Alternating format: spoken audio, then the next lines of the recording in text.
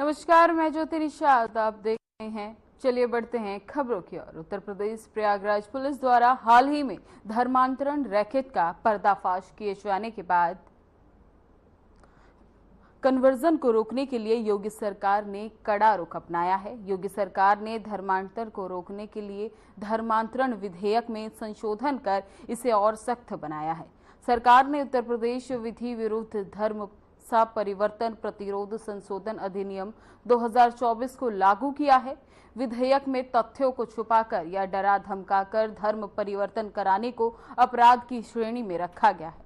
विधेयक में उम्र कैद तक की सजा का प्रावधान किया गया है। बता दें कि एटीएस ने 5 जुलाई को अवैध धर्मांतरण मामले में जमालुद्दीन उर्फ झांगुर बाबा और उसकी सहयोगी नीतू उर्फ नरसिंह को गिरफ्तार किया था। इससे पहले प्रयागराज पुलिस ने 28 जून 2025 को धर्मांतरण रैकेट का पर्दाफाश किया था और इस मामले में 2 आरोपियों को गिरफ्तार भी किया गया था। झांगुर बाबा हिंदू लड़कियों को इस्लाम अपनाने के लिए लाखों रुपए का लालच देता था। साथ ही गैंग के सदस्यों ने खुद के नाम और अलग अलग संस्थाओं के नाम से 40 से भी ज्यादा खाते खुलवाए थे, जिनमें लगभग 100 करोड़ रुपए की धनराशि का लेन देन हुआ था।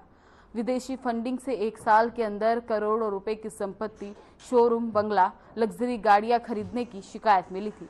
फिलहाल साल 2017 से 31 जनवरी 2025 तक एटीएस ने धर्मांतरण कराने वाले सिंडिकेट के खिलाफ कार्यवाही करते हुए 20 आरोपियों को दबोचा है।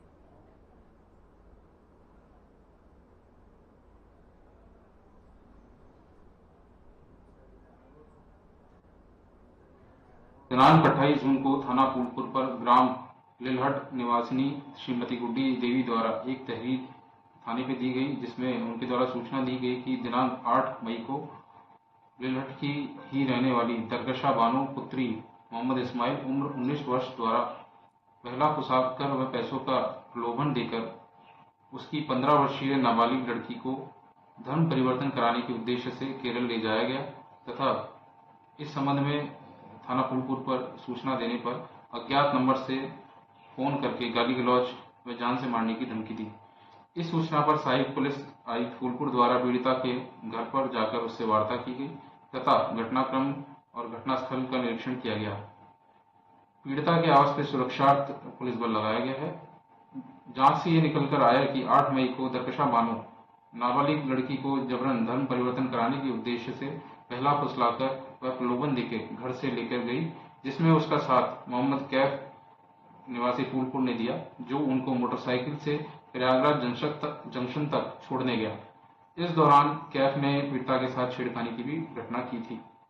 प्रयागराज जंक्शन से दरकशा बानो नाबालिग लड़की को अपने साथ दिल्ली लेकर गई, फिर वहां से केरल में त्रिशूर तक लेके गई। इस संबंध में पीड़िता द्वारा आरोप लगाया गया है कि केरल में दरकशा बानो द्वारा उसको वहां कुछ संदिग्ध लोगों से मिलवाया गया, जिन्होंने उसको पहले पैसों का प्रलोभन दिया, बाद में जबरन धर्म परिवर्तन करवाया और वहां रुककर जिहाद के लिए सिखलाई का दबाव बनाया। यह सब देखकर वह घबरा गई तथा वहां से किसी तरह से बचकर भागी और रेलवे स्टेशन त्रिशूर पर पहुंची, जहां पर स्थानीय पुलिस द्वारा उसको देखा गया और उसके परिजनों को सूचित किया गया और CWC केरला में रखा गया। सूचना प्राप्त होने पर परिवारजनों द्वारा थाना फूलपुर पुलिस के सहायता से लड़की को केरल से वापस घर लाया गया और थाना फूलपुर पर 28/6/25 को कार्रवाई हेतु प्रार्थना पत्र दिया गया, जिस पे सुसंगत धाराओं में अभियोग पंजीकृत किया गया है।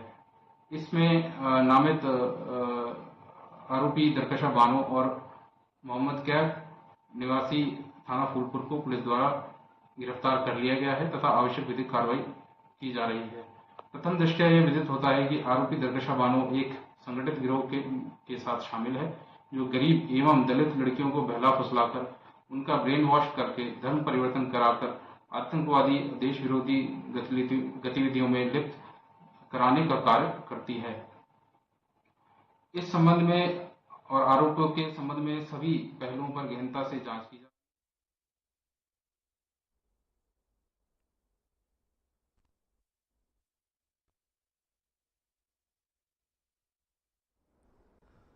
केंद्र में मोदी सरकार के 11 साल पूरे हो चुके हैं, जिसे लेकर लखनऊ में ताज होटल में साधना ग्रुप ने एक कार्यक्रम का आयोजन किया। इस कार्यक्रम में यूपी सरकार के पर्यटन एवं संस्कृति मंत्री जयवीर सिंह समेत कई जानी मानी हस्तियों ने शिरकत की।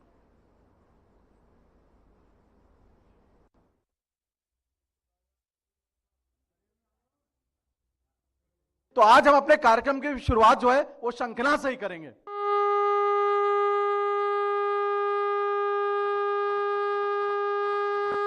धन्यवाद। अब मैं चाहूंगा हमारे आदरणीय मंत्री जी कृपया मंच पे आए और हम उनसे सेशन की शुरुआत करें, क्योंकि बहुत कम ही अवसर मिलता है हमें जब आदरणीय मंत्री जी ने जो 11 वर्षों में खास तौर से जो काम हुए हैं और जो इन्होंने अपने मंत्रालय में काम किए उसके बारे में आपको अवगत कराएंगे। मंत्री जी, आपका सबसे पहले बहुत बहुत स्वागत है साधना समूह के इस आयोजन में, और आपने अपना समय दिया उसके लिए हम पूरी आत्मा से आपका बहुत बहुत धन्यवाद देते हैं। और हम चाहेंगे कि कार्यक्रम की शुरुआत करें। 11 सालों के लिए कि में जो काम हुए हैं उसके बारे में हमारे दर्शकों से प्लीज बताएं। पहले तो भाई ब्रजमोहन जी को बहुत बहुत धन्यवाद, कृतज्ञता कि आज बहुत सारे साधना समूह के दर्शकों के सामने देश और प्रदेश की सांस्कृतिक और पर्यटन की गतिविधियों को रखने का आपने अवसर दिया। आपका बहुत बहुत आभार, धन्यवाद। जैसा कि सब लोग अवगत हैं कि 2017 से पहले उत्तर प्रदेश की पहचान बीमारू राज्य के रूप में, दंगाई प्रदेश के रूप में, आतताइयों के रूप में जानी जाती थी। स्थिति यहां तक थी कि न प्रदेश में कोई निवेशक अपने निवेश को राजी होता था। विदेश छोड़ दो, अपने उत्तर प्रदेश के रहने वाले भी जो बड़े औद्योगिक घराने थे वो भी अपना निवेश उत्तर प्रदेश में करने के लिए राजी नहीं थे। गांव की कनेक्टिविटी हो, शहरों की कनेक्टिविटी हो, या प्रदेश से जो महत्वपूर्ण मार्ग है उनकी कनेक्टिविटी हो, जीर्ण शीर्ण टूटी फूटी सड़कों से प्रदेश की पहचान थी। बिजली में आपूर्ति में माना जाता था कि कब बिजली आई ये महत्वपूर्ण था, जाने का कोई समय नहीं। बिजली जाती ही थी, थोड़ी बहुत बिजली की उपलब्धता थी। जो पीड़ता था वही जेल जाता था, अपराधी थाने चलाने का काम करता थे। बल्कि सरकार के गिने चुने हर जिले में एक सुपर सीएम बना रखे थे जो पूरी सारी पावर वहाँ के प्रशासन की एक्सरसाइज करते थे। उन्हीं के इशारों पर उत्पीड़ित होने वाले व्यक्ति के साथ अन्याय होता था। सर, सबसे पहले तो आपका बहुत बहुत धन्यवाद। आज सौभाग्य है हमारे लखनऊ में आज आप मौजूद हैं। बात हो रही है सर आदरणीय प्रधानमंत्री श्री नरेंद्र मोदी जी के तीसरे कार्यकाल के पहले वर्ष की और 11 वर्षों के कार्यकाल की केंद्र सरकार। सर, सबसे पहले तो आपका बहुत बहुत धन्यवाद। आज सौभाग्य है हमारे लखनऊ में आज आप मौजूद हैं। बात हो रही है सर आदरणीय प्रधानमंत्री श्री नरेंद्र मोदी जी के तीसरे कार्यकाल के पहले वर्ष की और 11 वर्षों के कार्यकाल की केंद्र सरकार में और पूरे देश में। सर, क्या कहना चाहेंगे सर आप? देखिए, मेरा अभी कुछ दिन पहले दैनिक जागरण और हिंदुस्तान अखबार में इस पे लेख भी मैंने लिखा था कि पिछले 11 साल में देश को जो एक करिश्माई, एक निर्णय लेने वाला, कठिन निर्णय लेके और उसको इम्प्लीमेंट करने वाला, और जो पूरी दुनिया में देश को एक आर्थिक सामरिक ताकत बनाने की जो सोच रखने वाला हमारा जो नेतृत्व है माननीय प्रधानमंत्री नरेंद्र मोदी जी के रूप में, वो एक अद्भुत है। और जो एक निष्क्रिय प्रशासन था, जो एक निष्क्रिय प्रशासन था 11 वर्ष पहले, उसको उन्होंने पूरी उसी मशीन को, देखिए ये कोई उन्होंने मशीन नहीं बदली, सिर्फ जो उनकी एक टीम थी वो चेहरे बदले, इंस्टीट्यूशन वही रहे, संस्थाएं वही रहीं। उन्हीं संस्थाओं से उन्होंने एक नेतृत्व दिखाकर, एक निर्णय लेने की क्षमता दिखाकर आज इतना बड़ा परिवर्तन किया है। मैं आपको ये बताऊं, मैं अभी इंग्लैंड की कैम्ब्रिज यूनिवर्सिटी में इसी विषय पे बोलने के लिए गया था, तो वहाँ भी मैंने लोगों को बताया कि आज देखिए 2014 से पहले 2014 में हमारी जो अर्थव्यवस्था थी वो दुनिया की 10वीं 11वीं अर्थव्यवस्था थी, और आज हम चौथी अर्थव्यवस्था से तीसरी अर्थव्यवस्था बनने जा रहे हैं। चौथी हो गई, तीसरी बनने जा रहे हैं। बहुत बड़ा परिवर्तन है। हमारे साथ एक और गेस्ट हमारे सेशन में मौजूद हैं, आचार्य विजय वर्मा जी हैं। 11 साल बेमिसाल हमने आज का प्रोग्राम का कंसेप्ट रखा है। 2014 में देश के प्रधानमंत्री आदरणीय श्री नरेंद्र मोदी जी ने उन्होंने पदभार ग्रहण किया और उनके तीसरे कार्यकाल का पहला साल 9 जून को समाप्त हो जाता है।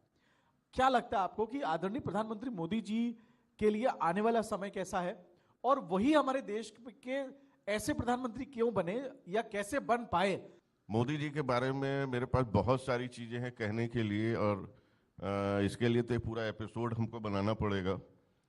लेकिन हमको जब उनकी कुंडली का हमने एनालिसिस किया था सबसे पहले, तो हमको एक ही चीज़ समझ में आई थी कि ये आदमी को देश के प्रधानमंत्री बनना है, और देश को बदलने के लिए इससे ज़्यादा सशक्त आदमी कोई नहीं हो सकता।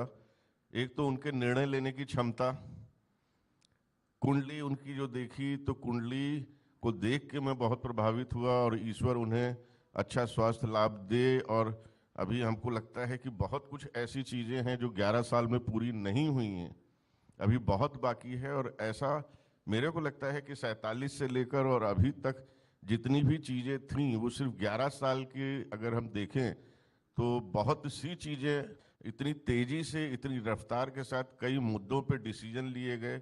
मेरा सौभाग्य है कि आपके चैनल के माध्यम से हम खुल के कह पा रहे हैं। मोदी जी की जो कुंडली है वो वृश्चिक लग्न की है, और लग्न में मंगल और चंद्रमा दोनों बैठे हुए हैं, और मंगल उनका शनि के नक्षत्र में होने की वजह से जैसे ही 2011 के आसपास से चंद्रमा की महादशा उनकी शुरू हुई, तो वैसे ही हमको ये समझ में आ गया था कि कोई जमीन से जुड़ा हुआ आदमी, जो एक जमीन में एक एक जगह का घूमा फिरा, लोगों की ज़रूरतों को समझने वाला, एक दूसरे की मनसा को समझने वाला, घर परिवार सब कुछ छोड़ के विचरण करने वाला आदमी, जगह जगह पे रहना, हर शहर में रहना, और मतलब इस तरह का आदमी ही देश को आगे लेके जा सकता है। मेरे को लगता है कि जो राजा की तरह के रहता हो तो वो तो राजा है ही है, लेकिन प्रजा बन के जो काम करने वाला हो वो समझ सकता है कि प्रजा की जरूरतें क्या हैं, तो वो मोदी जी का व्यक्तित्व है। और सर, सबसे पहले तो आपको बहुत बधाई कि आपने अभी निदेशक सूचना का पदभार ग्रहण किया है। Thank you. ये विभाग सीधे मुख्यमंत्री योगी आदित्यनाथ जी को सीधे रिपोर्ट करता है, और मुख्यमंत्री योगी आदित्यनाथ जी की जो छवि है वो 2017 से 19 में अलग हुई, 19 से 22 में अलग हुई, और अब 2025 में वो बहुत टॉप लेवल पे जा चुकी है। तो ऐसे पदभार को ग्रहण करके क्या कहना चाहेंगे आप सर? और बात 11 साल बेमिसाल की भी हो रही है, और 8 साल जो आदरणीय मुख्यमंत्री जी भी उसमें एक बड़े डिब्बे के रूप में शामिल हैं, तो क्या कहना चाहेंगे सर आप इस बारे में? सबसे पहले तो मैं आपके चैनल को और आपको धन्यवाद देता हूँ, आपने मुझे यहाँ बैठकर अपनी बात कहने का मौका दिया। दूसरा, जो सरकार के कार्यकलाप हैं 11 वर्ष और 8 वर्ष के, इस विषय में चूँकि मेरे कार्य का एक अंग है, और मुझे सरकार की योजनाएं, सरकार के द्वारा किए गए कार्य, इनको पब्लिक तक पहुँचाना और उनको जो रियल बेनिफिशियरी है उसका जो आइडेंटिफिकेशन है, जो डिलीवरी है, उस मैकेनिज्म के बारे में लोगों को बताना, ये मेरा कार्य है। और मैं अपने आप को भाग्यशाली मानता हूँ, इतनी लंबी सेवा के बाद मुझे ऐसी एक जिम्मेदारी दी गई है, जिसके लिए मैं जो फील्ड में मेरे द्वारा किए गए कार्य हैं, जो मेरा अनुभव है, जो मैंने महसूस किया कई बार की जो पॉलिसीज हैं वो कैसे जो एक्चुअल नीडी आदमी है जिसके पास वो पहुँचनी चाहिए, वहाँ पहुँचने में जो पॉलिसी में गैप्स होते हैं उनका आइडेंटिफिकेशन संबंधित विभागों द्वारा किया भी जाता है समय समय पर। उनको ठीक करके हम किस प्रकार से सरकार की बात को प्रभावी ढंग से पब्लिक तक पहुंचा सकते हैं, तो ये करने का मौका मिला, और मुझे अभी तक का जो अनुभव है काफ़ी अच्छा है, और मैं लगता है कि जब इस जिम्मेदारी को पूरी ईमानदारी के साथ निभा पाऊंगा। रमेश सिंह, राजा भदौरिया जी, ये बीजेपी के नेता हैं, आज के इस कार्यक्रम में आपका स्वागत है। आज हम 11 साल विकास के मना रहे हैं। ये बहुत बड़ा पर्व है हमारे भारत के लिए, क्योंकि इन 11 सालों में हमने ऐसी ऐतिहासिक डेवलपमेंट्स देखी है जो हम कहीं ना कहीं जिसका इंतज़ार कर रहे थे। और आज की तारीख में बीजेपी एक ऐसा बड़ा पार्टी बन के उभर के आया है जिसने अपना कहीं ना कहीं एक डंका बजाया है। तो आगे बढ़ने से पहले लेंगे एक छोटा सा ब्रेक।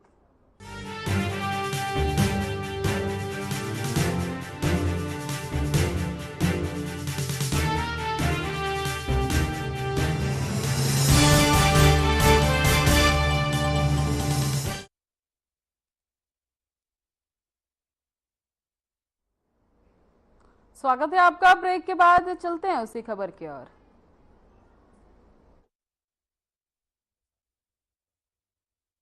बधाई देता हूं इस कार्यक्रम को करने के लिए। और भाजपा की जो बात आप कर रही हैं कि लोगों तक पहुंचने की बात, तो भाजपा अंत्योदय की सोच के साथ ही शुरू हुई थी और उसी पर लगातार कार्य कर रही है। और हमारे नेता मोदी जी, वो चूँकि बहुत नीचे से जुड़ के रहे हैं हमेशा से, कोई बहुत बड़े उससे संस्थान से कहीं आए नहीं हैं वो, और जनता को जोड़ के चलना उनकी हॉबी है, उनकी आदत है। तो वो एक एक दर्द और एक एक चीज़ को पहचानते हैं। तो जो जिस चीज़ को फील किया है या जिस चीज़ से गुजरा है, वो सबसे अच्छा उस चीज़ का इलाज कर सकता है या उसके लिए सोच सकता है। अगर हम जनता के परेशानियों की बात करें तो जैसे ODF लेके हम लोग चल रहे थे, आज सरकार ने गांव में घर घर शौचालय जो हम लेके आए, सरकार मोदी जी की बहुत बड़ी सोच थी। जो एक सामान्य जनता की जो दिक्कतें थी इस महिलाओं की, उसको लेके आगे बढ़े और आज गांव गांव तक उस चीज़ को पहुंचाया। आम जनमानस की समस्या थी वो, बहू बेटियों की समस्या थी वो। हम गांव से जुड़े हैं, चूँकि हम जानते थे कि अगर सूर्योदय हो गया, उसके बाद अगर तबीयत खराब भी है तो कितनी समस्याओं को झेलना पड़ता था। आज उन समस्याओं से लोग नहीं जा पा रहे हैं। और आज हमारे साथ बैठे हैं अमित पाठक जी। ये मेदांता हॉस्पिटल के एडमिनिस्ट्रेशन को पूरी तरह से देखते हैं और इनसे बढ़िया गेस्ट हमारे साथ आज नहीं हो सकता, जो विकास मेडिकल, स्पेशली मेडिकल में जो विकास हो रहा है उसके बारे में बात कर सके। इससे पहले कि मैं उनसे कुछ सवालात करूं, मैं चाहती हूं कि वो अपने बारे में कुछ बताएं। नमस्कार, साधना चैनल को बहुत बहुत धन्यवाद मेरी तरफ से, ब्रजमोहन जी को और आपको। मैं एक एविएशन इंडस्ट्री से मैं आता था पहले। जेड एवेज में मैंने 21 साल काम किया और वहाँ पर मैं स्टेशन को हेड करता था लखनऊ को, और जेड एवेज को भी मैंने स्टार्ट किया लखनऊ में। वहाँ पर डॉक्टर त्रेहन से ये प्रेरणा मिली कि मैं हेल्थ इंडस्ट्री ज्वाइन करूं, और वहाँ से फिर मैं मेदांता लखनऊ को ज्वाइन किया। अभी 8 साल हो गए हैं। और जैसे ही हमने ज्वाइन किया था 17 में, आई थिंक 19 में हम लोग एक भारी समस्या जो कोविड थी उस पर फंस गए थे हम लोग, और उसको somehow we have manage well. मैं उस कोविड पीरियड का इंचार्ज था, एडमिशन इंचार्ज था, तो उस कोविड पीरियड को मैं जिया है और मैं जानता हूँ उस त्रासदी को हम लोगों ने किस तरीके से सामना किया, और आज हम लोग बेटर स्थिति में खड़े हुए हैं। और अभी जो वेदांता में जो पार्ट है मेरा, मैं जहाँ पर एक हम लोगों ने एक कोड एक्स बनाया हुआ है वेदांता में। जो कोड एक्स होता है कि जब पेशेंट का अटेंडेंट या पेशेंट कहीं से भी जब उसको कोई प्रॉब्लम होती है, कोई कम्युनिकेशन गैप्स होते हैं, उनको वो ढूंढने में कोशिश करता है कि किसी से बात हो जाए हमारी, क्योंकि डॉक्टर तो अपना टेक्निकल चीज़ बता रहा है कि मरीज़ की हालत ऐसी है वैसी है, बट उसको जो फिल इन द ब्लैंक्स होते हैं, जो वेदांता में या किसी भी हॉस्पिटल में होना चाहिए मैं कहता हूँ, तो वो एक पॉइंट ऑफ कॉन्टैक्ट है। वो है मेरा एक छोटा सा ऑफिस है जहाँ पर एवरीबडी इज़ वेलकम्ड। वहाँ पर मैं हर चीज़ उनको ब्रीफ करता हूँ, मेडिकली नॉन मेडिकली जो भी मदद होती है मैं करता हूँ। I think that gives a real impact in the market की वेदांता इज़ डूइंग गुड। सो मुझे लगता है हर हॉस्पिटल में, चाहे वो गवर्नमेंट हॉस्पिटल हो चाहे प्राइवेट हॉस्पिटल हो, एक पॉइंट ऑफ कांटेक्ट होना चाहिए, एक रिसीविंग डेस्क होनी चाहिए, जहाँ पर जब भी मरीज़ आता है और जब मरीज़ जाता है, दोनों जगह पर उनको सही तरीके से वो touch point has to be well managed. Gaurprakash ji, आप 11 साल बेमिसाल के ऊपर आपकी मैं चाहूंगा राय, और कृपया संक्षिप्त में आप अपनी बात को रखें please. Respected ma'am, respected elders, respected people from the government, it's an honor that we are seeing an India which starts leading from the front. From strategic restraints to strategic retaliation is today's mantra. I think this is unheard. सुनने को नहीं मिला कि आज की तारीख में the world diaspora is with us. From Operation Balakot to Operation Sindoor, salute to the armed forces, salute to the leadership of our country that today we feel secured. This is a big change. From, I repeat again, from strategic restraints to strategic retaliation is the mantra of New India. Article 370, impossible, we did it. You see the direct ISRO अध्यक्ष और अंतरिक्ष विभाग के सचिव doctor V Narayan ने उत्तर प्रदेश के मुख्यमंत्री योगी आदित्यनाथ से मुलाकात की। इसरो अध्यक्ष की सीएम योगी से मुलाकात की गई।